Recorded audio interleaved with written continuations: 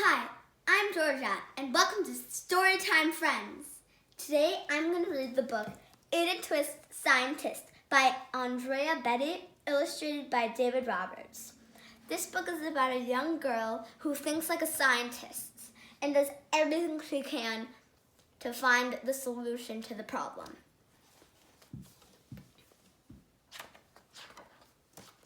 Ada Twist Scientist by Andrea, Beaty, illustrated by David Roberts.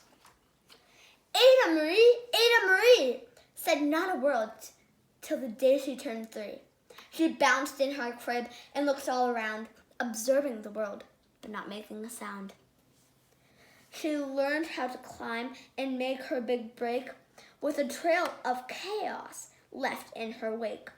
She ran through the day, chasing each sound and sight, and didn't slow down till she cocked out at night.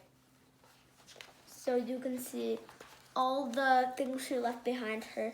This is Ada Marie, and this looks like her brother, her big brother. Her parents were frazzled, but tried not to freak, as Ada grew bigger and still did not speak. Clearly young Ada, with lots in her head, would have something to say when it ought to be said. And these are her parents trying to make her say words, but she will not say a word. That's just what happened when Ada turned 3. She tore through the house on a fact-finding spree and climbed up the clock just as high as she could. Her parents yelled, "Stop!" as all good parents would. Ada's chin quivered, but she did not cry. She took a deep breath and simply asked, "Why?" You see her climbing up.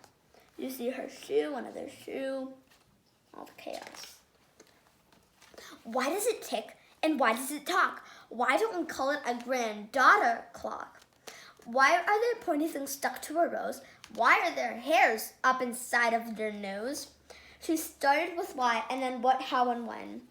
By bedtime, she came back to why once again. She drifted to sleep as her dazed parents smiled at the curious thoughts of their curious child, who wanted to know what the world was about. They kissed her and whispered, "You'll figure it out."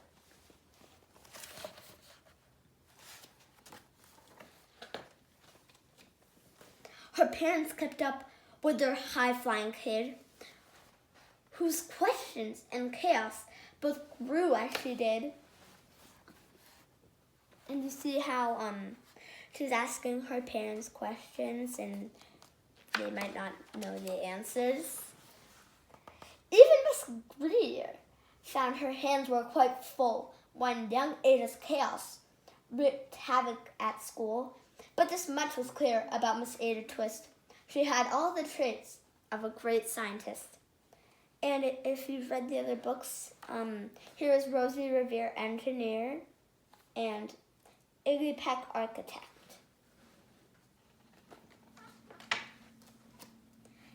Ada was busy that first day of spring, testing the sounds that made mockingbirds sing, when a horrible stench whacked her right in the nose. A pungent aroma that curled up her toes. "Zowie!" said Ada, which got her to thinking. How does a nose know when there's something to smell? And does it still stink if there's no nose to tell? She rattled off questions and tapped on her chin. She'd start at the start, where she ought to begin. A mystery, a riddle, a puzzle, a quest. This was the moment that Ada loved best. She's testing everything out. Her brother's passing by.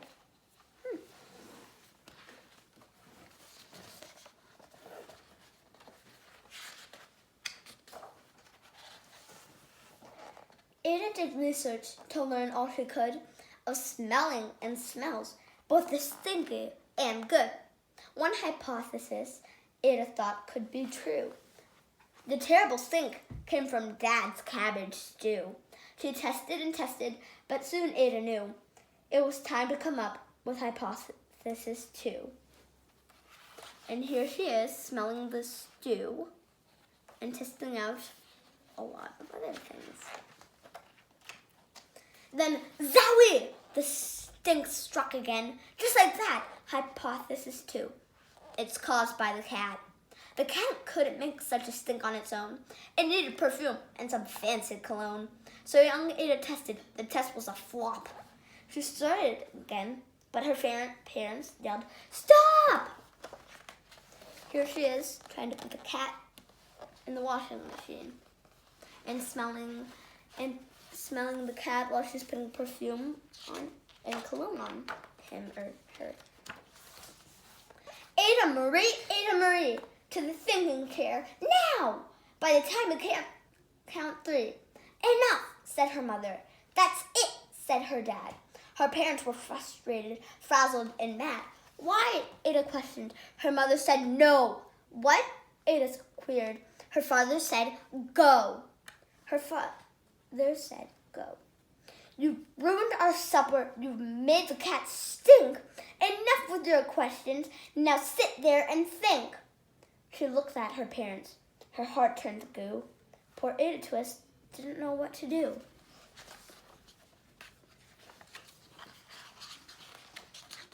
And here she is, looking sad and depressed. She sat all alone by herself in the hall, and Ada once more could say nothing at all. Here she is, just sitting there thinking.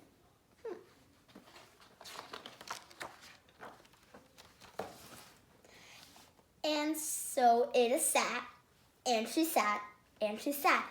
And she thought about science and Stu and the cat, and how her experiments made such a big mess. Does it have to be so? Is that part of success? Are messes a problem? And while she was thinking, what was the source of that terrible thinking? Ada Marie did what scientists do. She asked a small question, and then she asked 2. And each of those led her to 3 questions more, and some of those questions resulted in 4. As Ada got thinking, she really dug in. She scribbled her questions and tapped on her chin. She started at why, and then what, how, and when. At the end of the hall, she reached why once again. She started to write at the wall, standing on the thinking chair. Her parents calmed down, and they came back to talk. They looked at the hallway and just had to gawk. No patch of bare paint could be seen on the wall. The thinking chair now was a great thinking hall. They watched their young daughter and sighed as they did. What would they do with this curious kid who wanted to know what the world was about? They smiled and whispered, "We'll figure it out." And here is Ada making sure there's nothing on the wall. And that's what they did, because that's what you do when your kid has a passion and heart that is true. They remade their world. Now they're all in the act of helping young Ada sort fiction from fact. She asked lots of questions. How could she resist? It's all in the heart of a young scientist. It looks like her parents got her a bunch of supplies to figure things out. And as for that smell, what can Ada Twist do but learn all she can with her friends in grade 2? Will they discover the stink that curls toes? Well, that's the question. And someday, who knows? Here's Ada in her class with everyone. And it looks like they all brought something for her to smell. That's the end of the book. But, I think she figured it out. Right here, it shows a bottle with her brother's shoes and a death mark. So that must mean it's really stinky. So I hope you enjoyed the book. Thank you, and see you next time on Storytime, friends. Bye.